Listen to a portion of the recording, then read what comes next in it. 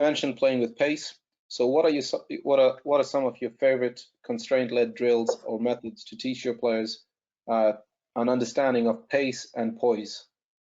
Okay, so the two drills that you saw earlier on, 2v1+1, 3v3 conversion. We've added an extra guy in to do 4v4 conversion. We've done a 4 versus 2 drill, which is very similar to a 2v1+1, but it's 4 versus 2 and then 2 other guys coming in. So it's just a lot of the stuff we do, because we value playing at pace and playing up tempo. A lot of the drills we do in practice are in the full court. So our shooting drills are in the full court, our breakdown drills are in the full court. Now there's some concepts we might break down into the half court if we really have to teach it, but for the most part it's just getting players used to playing at speed and making decisions at speed. Other ways in which you can constrain it is, you might be doing a 4v4 drill in the full court and have 3 balls on the sideline.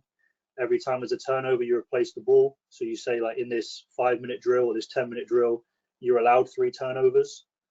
And if they break that in the first 3 or 4 possessions, you might bring them in and say, right, let's review that. Why are we in this situation? Again, it's empowering the guards to understand, yes, we want to play quick, but if we don't have a numerical advantage early on, it's empowering them to pull it back out, recognize that, and then flow into something else. So again, it's just, manipulating shot clocks, manipulating time. But again, it's a lot of the stuff we do is just in the full court. Can you do one of the full court drills and it's no dribble in the backcourt or no dribble at all. So it's just, guards got to recognize, I've got to go and get the outlet. I'm communicating with my teammate. He's going to, instead of us both waiting to get the outlet, I'm going to come and get it and go. The other guy's already breaking down. So as soon as I receive the outlet, I can pass ahead to him. And in 1.5 seconds, the ball's already at the other 45. So again, it just comes back to, how do you want to play? What does that look like?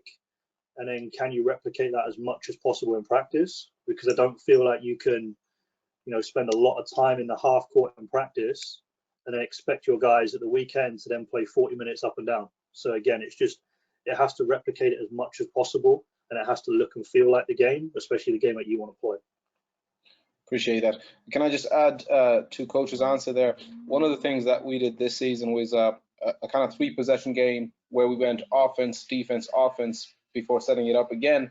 So in the half court, we would run a set, whatever set we want, if we're working on a baseline play or a half court set. And then once the shot went up, whether it's a rebound or a made basket, our players had 4 seconds to get the ball over the halfway line. Now, once we get the ball over the halfway line, if we had an open layup, we would go ahead and encourage them to take it. Otherwise, we would encourage them to flow into our offense. So we're not calling a set play coming back down. We're trying to flow back into our offense and get the movement we want. Early on in the season, a lot of disruption, a lot of poor shot selection, turnovers, and then it's using that time to allow the players to self-discover. Maybe we could slow it down here. Maybe we could pass the ball and cut through.